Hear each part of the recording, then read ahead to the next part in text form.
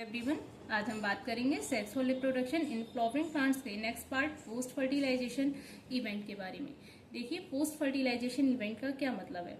इससे पहले हमने क्या पढ़ लिया है, डबल फर्टिलाइजेशन की प्रोसेस, और डबल फर्टिलाइजेशन की प्रोसेस के थ्रू हमने जाइगोट और प्राइमरी एंडोस्पर्म न्यूक्लियस का फॉर्मेशन कर लिया है। अब पोस्ट फर्टिलाइजेशन इवेंट में क्या होता है, जाइगोट का डेवलपमेंट किस में होगा, एम्ब्रियो में होता है। प्राइमरी एंडोस्पर्म न्यूक्लियस क्या बनाता है, मैच्योर एंडोस्पर्म में कन्वर्ट होता है, और जो हमारा ओव्यूल होता है वो सीड में कन्वर्ट होता है, एंड ओवेरी जो होती है वो फ्रूट में कन्वर्ट होती है। तो इन सारी प्रोसेस को हम कलेक्टिवली एक साथ पोस्ट फर्टिलाइजेशन इवेंट कहते हैं। जाइगोट एम्ब्रियो में डेवलपमेंट हो रहा है, एंडोस्पर्म क्या बना रहा है, मैच्योर एंडोस्पर्म का फॉर्मेशन कर रहा है, ओव्यूल सीड में डेवलपमेंट हो रहा है, और ओवेरी फ्रूट में मैच्योर हो रही है। इन सबको कलेक्टिवली हम क्या बोल रहे हैं, पोस्ट फर्टिलाइजेशन इवेंट बोल रहे हैं। अब हम सबसे पहले बात करते हैं एंडोस्पर्म की। देखिए, सबसे पहले एंडोस्पर्म का डेवलपमेंट होता है, और एंडोस्पर्म का डेवलपमेंट सबसे पहले क्यों होता है, हमने क्या पढ़ा था कि एंडोस्पर्म का क्या काम होता है, न्यूट्रिशन प्रोवाइड करवाना, और न्यूट्रिशन किसको प्रोवाइड करवाता है, डेवलपिंग एम्ब्रियो को। तो जब एंडोस्पर्म मैच्योर हो जाएगा तभी तो वो न्यूट्रिशन प्रोवाइड करवा पाएगा, किसको, एम्ब्रियो को। इस वजह से एंडोस्पर्म का जो डेवलपमेंट होता है वो क्या होता है, पहले होता है। अब एंडोस्पर्म बना कैसे था, एक मेल गैमेट का फ्यूजन हमने किसके साथ करवाया था, सेंट्रल सेल के साथ करवाया था, और इस प्रोसेस को हमने क्या बोला था, ट्रिपल फ्यूजन बोला था, और इसके रिजल्ट में हमको क्या मिला था, प्राइमरी एंडोस्पर्म न्यूक्लियस, पीईएन। इसको हम शॉर्ट में पीईएन बोलते हैं, प्राइमरी एंडोस्पर्म न्यूक्लियस, जो नेचर में कैसा है, ट्रिप्लॉइड है, क्योंकि यहाँ हैप्लॉइड और हैप्लॉइड दो न्यूक्लियस प्रेजेंट थे। मेल गैमीट भी हमारे पास हैप्लॉइड था, तीनों आपस में फ्यूज कर गए, 3n स्ट्रक्चर बना। इसको हम बोल रहे हैं प्राइमरी एंडोस्पर्म न्यूक्लियस। अब ये देखिए, एक फीमेल गैमेटोफाइट एम्ब्रियो सेक है मेरे पास, जिसमें किस किस का फॉर्मेशन हो चुका है, जाइगोट का फॉर्मेशन हो चुका है, और प्राइमरी एंडोस्पर्म न्यूक्लियस का फॉर्मेशन हो चुका है। जाइगोट किस प्रोसेस से बना है, सिनगैमी की प्रोसेस से, जहां पर एक मेल गैमीट किसके साथ, एक्सेल के साथ फ्यूज कर रहा है, और क्या बना रहा है, डिप्लॉइड स्ट्रक्चर। इसको हम क्या बोल रहे हैं, जाइगोट। दूसरी प्रोसेस कौन सी थी, ट्रिपल फ्यूजन की, डबल फर्टिलाइजेशन में, जिसके रिजल्ट में हमको क्या मिला था, प्राइमरी एंडोस्पर्म न्यूक्लियस। अब देखिए, प्राइमरी एंडोस्पर्म न्यूक्लियस का क्या होता है, डेवलपमेंट शुरू होता है, मैच्योरेशन शुरू होता है, और ये क्या बनाएगा, मैच्योर एंडोस्पर्म बनाएगा। तो ये पीईएन जो है ट्रिप्लॉइड नेचर में है, इसमें केवल पहले कौन सा डिवीजन होता है, कैरियोकाइनेसिस। अगर आपने सेल डिवीजन पढ़ा होगा तो आपको पता होगा कि सेल दो पार्ट्स में डिवाइड होती है कोई भी। पहले पार्ट में जो उसका न्यूक्लियस है वो डिवाइड करता है, देन साइटोप्लाज्म डिवाइड करता है। जब हम केवल न्यूक्लियस को डिवाइड कर रहे होते हैं तो इस प्रोसेस को हम बोलते हैं कैरियोकाइनेसिस, और उसके बाद जब हम साइटोप्लाज्म को डिवाइड करते हैं तो उस प्रोसेस को क्या बोलते हैं, साइटोकाइनेसिस। तो जो हमारा पीईएन है उसमें पहले कौन सा डिवीजन होता है, ओनली कैरियोकाइनेसिस। कैरियोकाइनेसिस का क्या मतलब है कि केवल कौन डिवाइड करता है, किसका डिवीजन होता है, केवल न्यूक्लियस का डिवीजन होता है। न्यूक्लियस का डिवीजन हो रहा है, साइटोप्लाज्म का डिवीजन नहीं हो रहा है। तो देखिए, ये हमारे पास एम्ब्रियो सेक प्रेजेंट है, और ये हमारे पास क्या है, जाइगोट। जाइगोट का डिवीजन अभी नहीं हो रहा है, किसका हो रहा है, पीईएन का डिवीजन हो रहा है, प्राइमरी एंडोस्पर्म न्यूक्लियस, और उसमें भी कौन सा डिवीजन, ओनली कैरियोकाइनेसिस का डिवीजन हो रहा है। अब ये देखिए, डिवाइड कर रहा है, कैरियोकाइनेसिस करता जा रहा है, और कैरियोकाइनेसिस करके इसने अपने अंदर बहुत सारे न्यूक्लियस बना लिए। तो इस कंडीशन को हम क्या बोलते हैं, ये जो कंडीशन हमको दिखाई दे रही है इसको हम सीनोसिटिक कंडीशन कहते हैं। सीनोसिटिक कंडीशन का मतलब होता है कि केवल न्यूक्लियस का डिवीजन हो रहा है, लेकिन साइटोप्लाज्म का डिवीजन नहीं हो रहा है। तो ये कंडीशन सीनोसिटिक कंडीशन कहलाती है। अब ये हमारे पास क्या बना है, एंडोस्पर्म बना है, लेकिन ये एंडोस्पर्म अभी इमैच्योर फॉर्म में है। एंडोस्पर्म अभी मैच्योर नहीं हुआ है, इमैच्योर फॉर्म में ये एंडोस्पर्म है, और इसके पास क्या है, एंडोस्पर्म के पास फूड स्टोर है, तो स्टोर्ड फूड हम बोल सकते हैं। और इस तरह का जो एंडोस्पर्म हमको मिला है जिसमें न्यूक्लियस प्रेजेंट है, लेकिन हमने क्या नहीं किया है, साइटोप्लाज्म का डिवीजन नहीं किया है, तो इस तरह के एंडोस्पर्म को हम फ्री न्यूक्लियर एंडोस्पर्म बोलते हैं, फ्री न्यूक्लियर एंडोस्पर्म। और ये कंडीशन क्या कहलाती है? सिनोसिटिक कंडीशन। ऐसी कंडीशन जिसमें हम केवल न्यूक्लियस का डिवीजन कर रहे हैं। ये एंडोस्पर्म कैसा है? अभी इमैच्योर फॉर्म में है। कुछ समय के बाद होगा क्या, ये अपने चारों तरफ न्यूक्लियस सेल वॉल का फॉर्मेशन करना शुरू कर देंगे। देखिए कंडीशन हमारे पास किस तरह से है। जाइगोट प्रेजेंट है हमारे पास, जाइगोट, और हमारे पास फ्री न्यूक्लियर एंडोस्पर्म प्रेजेंट है।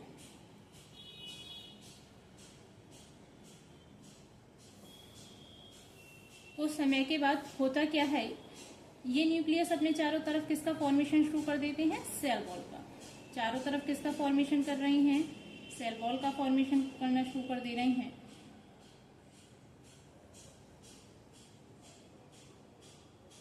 ये देखिए, तो अब जो हमारे लिए एंडोस्पर्म मिला है, ये किस तरह का एंडोस्पर्म हो गया? मैच्योर एंडोस्पर्म हो गया। और देखिए वहां हमने क्या बोला था? फ्री न्यूक्लियर एंडोस्पर्म, क्योंकि वहां न्यूक्लियस क्या थे? फ्री घूम रहे थे। लेकिन यहाँ सेल वॉल का फॉर्मेशन हो चुका है, इस वजह से इस एंडोस्पर्म को सेलुलर एंडोस्पर्म भी कहते हैं।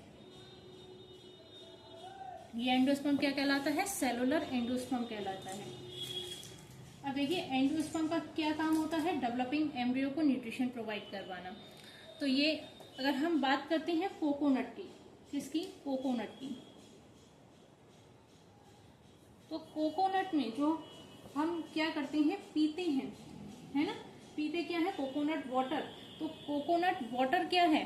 कोकोनट में जो वाटर प्रेजेंट होता है वो होता है फ्री न्यूक्लियर एंडोस्पर्म। और कोकोनट में जो कर्नेल प्रेजेंट होती है, मतलब कोकोनट की गिरी, जो व्हाइट पार्ट हम खाते हैं, तो जो व्हाइट कर्नेल कोकोनट में प्रेजेंट होती है वो क्या होता है? Cellular endosperm.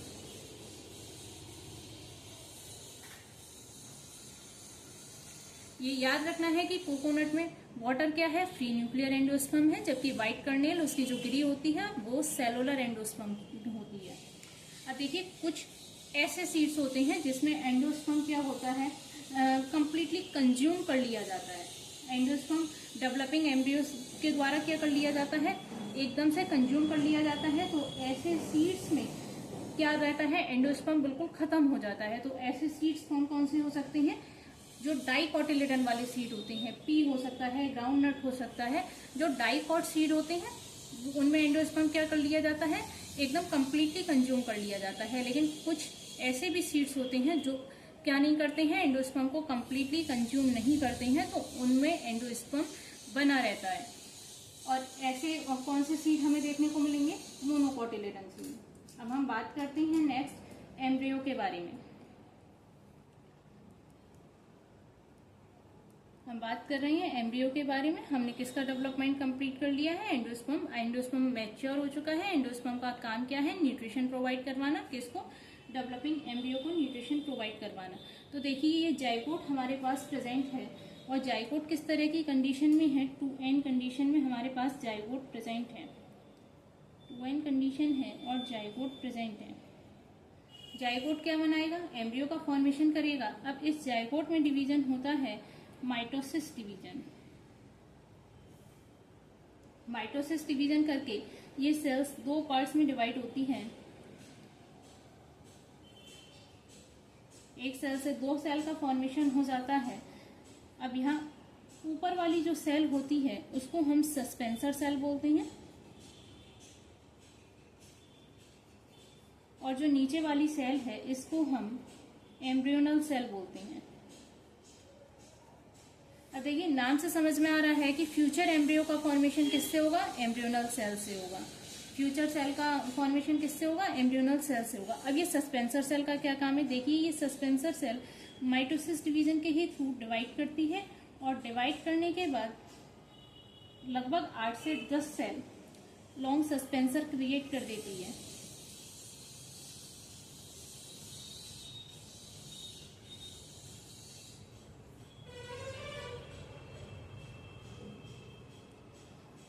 इसने क्या बनाया है? लगभग 8 से 10 सेल लॉन्ग सस्पेंसर। और ये जो ऊपर वाली सेल है, इस सेल को हम हॉस्टेरिया कहते हैं, हॉस्टोरिया। अब देखिए इसको हॉस्टोरिया क्यों बोलते हैं और इस सेल का क्या काम होता है। ये साइज में थोड़ी बड़ी होती है, क्योंकि हमारा जाइगोट का डेवलपमेंट हो रहा है और जाइगोट का डेवलपमेंट अगर यहाँ से शुरू करते हैं तो जाइगोट यहाँ चिपका रहेगा, तो नीचे बढ़ेगा तो जाके किसमें धसेगा, एंडोस्पर्म में, तब वो जाके न्यूट्रिशन ले पाएगा। तो हॉस्टेरिया का काम क्या है, ये इस तरह से चिपका रहेगा और जो हमारा एम्ब्रियोनल सेल है इसको एंडोस्पर्म तक पहुंचा देगा, उसमें धसवाने का काम करेगा। अब इस एम्ब्रियोनल सेल में सेल डिवीजन स्टार्ट होता है और यही क्या बनाएगा, फ्यूचर एम्ब्रियो। अब इसमें सेल डिवीजन कौन सा हो रहा है, हमें क्या बनाना है, एम्ब्रियो। डिवीजन कौन सा करना है, माइटोसिस। माइटोसिस डिवीजन कर रही हैं। ये ऊपर की सेल बना लेनी है suspensor.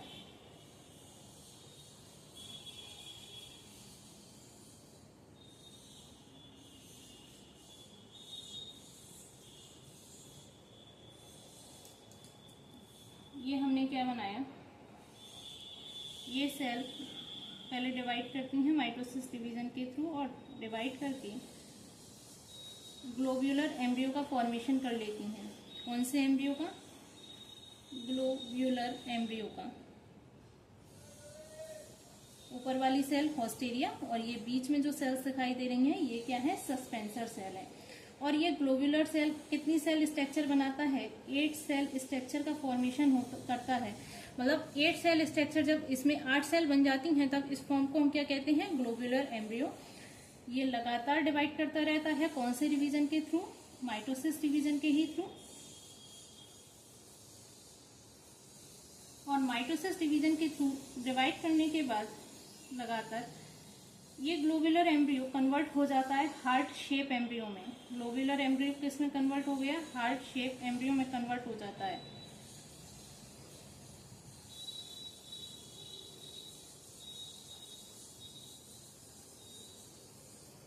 Globular embryo converted into heart shaped embryo.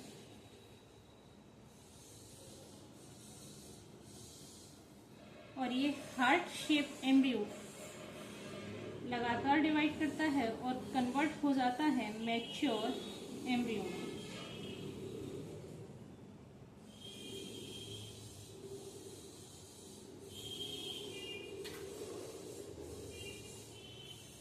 Heart shape embryo किस में कन्वर्ट होता है, मैच्योर एम्ब्रियो में कन्वर्ट हो जाता है। देखिए ये जो हमारे पास एम्ब्रियो बना है ये कौन सा एम्ब्रियो है, डाइकोट का एम्ब्रियो है, डाइकोटिलेडन एम्ब्रियो है। क्योंकि यहाँ हमको कितने कोटिलेडन दिखाई दे रहे हैं, 2 कोटिलेडन्स दिखाई दे रहे हैं। तो ये जो हमें दिखाई दे रही हैं ये क्या हैं, कोटिलेडन्स। ऊपर की तरफ हमको जो दिखाई दे रहा है क्या है, रेडिकल। ये जो दिखाई दे रहा है प्लिन्यूल। अब देखिए रेडिकल का फॉर्मेशन कौन से एंड पर होता है, रेडिकल हमेशा बनती है माइक्रोपाइलर एंड पर। रेडिकल कहाँ बनती है, माइक्रोपाइलर एंड पर। माइक्रोपाइलर एंड पे किसका फॉर्मेशन होता है, रेडिकल का। और प्लिन्यूल का फॉर्मेशन कौन से एंड पर होता है, एंटीपोडल वाली साइड। एंटीपोडल सेल्स इधर प्रेजेंट होती हैं, एंटीपोडल एंड पर किसका फॉर्मेशन होता है, प्लिन्यूल का फॉर्मेशन होता है। तो यहाँ प्रो एम्ब्रियो वाली स्टेज तक मोनोकोटिलिडन एंड डाइकोटिलिडन दोनों का डेवलपमेंट, दोनों ही एम्ब्रियो का डेवलपमेंट सेम होता है। लेकिन मैच्योर एम्ब्रियो डाइकोटिलिडन में हमको क्या दिखाई देता है, 2 कोटिलिडन दिखाई देते हैं। लेकिन मोनोकोटिलिडन एम्ब्रियो में केवल एक ही कोटिलिडन दिखाई देता है। अब हम बात करते हैं डाइकोटिलिडन एम्ब्रियो के बारे में और मोनोकोटिलिडन एम्ब्रियो के बारे में। देखिए बात कर रही हैं डाइकोटिलिडन्स एम्ब्रियो के बारे में। डाइकोटिलिडन एम्ब्रियो का क्या मतलब है, कितने कोटिलिडन हमको दिखाई देंगे, 2 कोटिलिडन्स हमको दिखाई देंगे। हमको कितने कोटिलिडन्स दिखाई देंगे, 2 कोटिलिडन हमको दिखाई देंगे।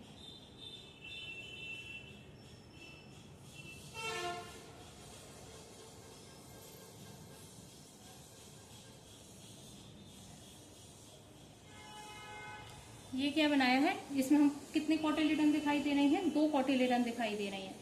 बीच में जो एक्सिस दिखाई देती है इसको हम कहते हैं एम्ब्रियोनल एक्सिस। इस एक्सिस को हम क्या बोलते हैं? Embryonal axis. अब देखिए, इस एम्ब्रियोनल एक्सिस पर रेडिकल की तरफ जो दिखाई देती है साइड, उसको हम बोलते हैं हाइपोकोटाइल। हाइपोकोटाइल की नीचे क्या प्रेजेंट होता है? रेडिकल। और रेडिकल को प्रोटेक्शन प्रोवाइड करने के लिए रूट कैप प्रेजेंट होती है। रेडिकल को प्रोटेक्शन प्रोवाइड कराने के लिए रूट कैप प्रेजेंट होती है। अब ये क्या है? हमारे पास कॉटिलिडन है, और कॉटिलिडन्स के पास क्या है? फूड स्टोर है। स्टोर्ड फूड किसके पास है? कॉटिलिडन्स के पास है। अब एम्ब्रियोनल एक्सिस के इस साइड आते हैं तो हमें क्या दिखाई देता है? एपिकोटाइल। और एपिकोटाइल के ऊपर की तरफ क्या होता है? प्लीम्यूल होता है। अब देखिए, ये रेडिकल और प्लीम्यूल का काम क्या है? रेडिकल का काम होता है रूट का फॉर्मेशन। रूट फॉर्मेशन किसके द्वारा होती है? रेडिकल के द्वारा। और प्लीम्यूल का काम क्या होता है? शूट का फॉर्मेशन। शूट का फॉर्मेशन किसके द्वारा होता है? प्लीम्यूल के द्वारा।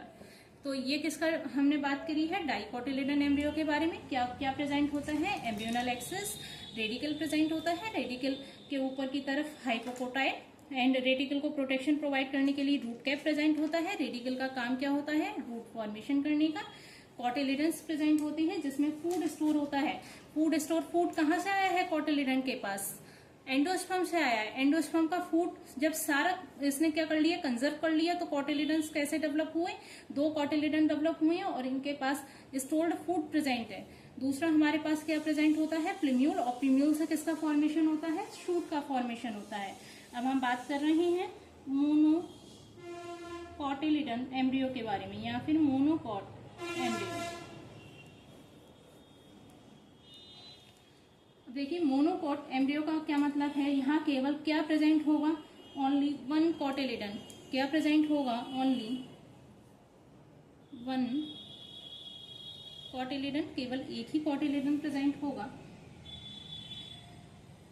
तो देखिए, मोनोकॉट एम्ब्रियो में क्या कंडीशन हमको दिखाई देगी?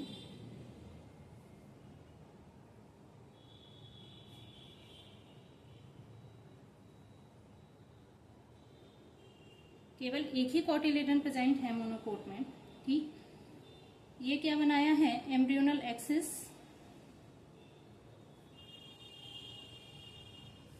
और क्या प्रेजेंट है? ओनली 1 कॉटिलिडन प्रेजेंट है। बाकी सेकंड कॉटिलिडन का रेमिनेंट प्रेजेंट हो सकता है। तो रेमिनेंट ऑफ सेकंड कॉटिलिडन्स, और इस सेकंड कॉटिलिडन के रेमिनेंट को हम एपीब्लास्ट कहते हैं। क्या कहते हैं? एपीब्लास्ट कहते हैं।